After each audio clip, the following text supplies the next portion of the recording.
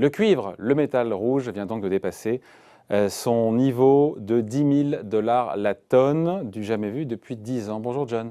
Bonjour David. John Plassard pour la Banque Mirabeau. Je le disais, le cuivre est quasiment à son niveau. On est juste en dessous des 10 000 $ là où on se parle. Oui, exactement. Juste en dessous, mais c'est des mesures de consolidation. On va aller plus haut dans les semaines qui Les suivent. 10 000 $, ça nous renvoie à 2011, plus haut à quelques dizaines de dollars. On est au plus haut historique sur le cuivre, sur le métal rouge. Quelles sont les raisons de cette hausse? C'est quand même 25% depuis le début de l'année. On dit que c'est un bon baromètre de l'économie mondiale, c'est ça? C'est impressionnant. Et en fait, il y a plusieurs raisons. D'abord, c'est les mesures de relance qui sont annoncées aux États-Unis, en Europe et puis en Chine, qui dopent la demande fondamentale pour le cuivre. Ouais, pardon, je vous coupe. La Chine, je crois que la Chine engloutit la moitié du cuivre, de la production de cuivre dans le monde. Tout à fait, exactement, exactement. Et comme on le sait, pour relancer leur économie, qui a été évidemment frappée de plein fouet par le coronavirus, ils ont lancé eux aussi. Alors c'est plus discret, on donne moins en Chine les chiffres, mais c'est absolument gigantesque les nouvelles mesures qu'ils ont prises dans la relance, puisqu'on parle que des États-Unis et de l'Europe. Donc ça, c'est la première des raisons. La deuxième des raisons, plus globalement, c'est le redémarrage de l'économie. Quand l'économie repart, eh bien, on a besoin de matières premières. Après, la troisième raison, et qui me semble peut-être la plus intéressante et peut-être la plus fondamentale, c'est qu'on utilise beaucoup, vous savez, David, du cuivre dans les énergies renouvelables. Si vous prenez l'exemple, par exemple, d'un véhicule électrique, eh bien, vous avez dedans environ entre 40 et 60 kilos de cuivre, alors que dans un véhicule classique, c'est-à-dire à essence, un véhicule à combustion, un véhicule thermique, par exemple, essence ou diesel, vous en avez 23 kilos. Donc entre 40 et 60 et 23 kilos. Et on sait que le marché des véhicules électriques va être multiplié par 8 ou 9 ces prochaines années. Après, vous avez aussi dans les panneaux solaires, vous avez beaucoup de cuivre, et finalement aussi dans tout ce qui est l'énergie éolienne. Donc il y a une demande fondamentale qui a pas simplement, qui prend pas simplement ses racines dans le retour de l'économie, mais aussi dans un changement de paradigme vers des énergies renouvelables. Une fois qu'on a dit ça, à la fois il y a des facteurs conjoncturels et des facteurs structurels, on se dit que la hausse ne peut que se poursuivre. On est déjà, encore une fois, quasiment au plus haut historique sur le cuivre.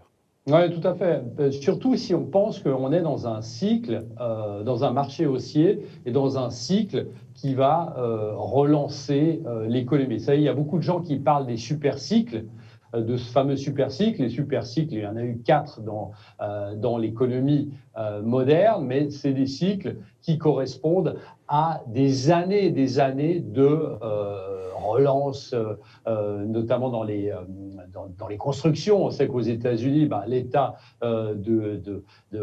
des constructions, l'état des routes, l'état des bâtiments est absolument catastrophique. On sait que dans certains pays européens aussi.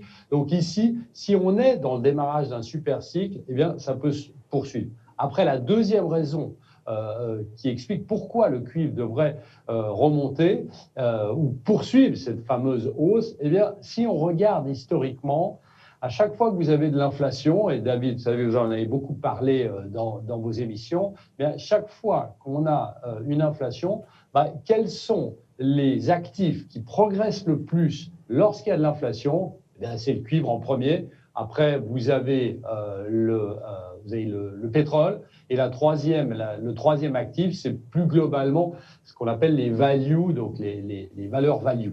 Donc on voit ici qu'on a comme aliment de cette hausse le démarrage potentiellement d'un super cycle et de l'autre côté une inflation qu'on attend, une inflation qui commence à prendre forme.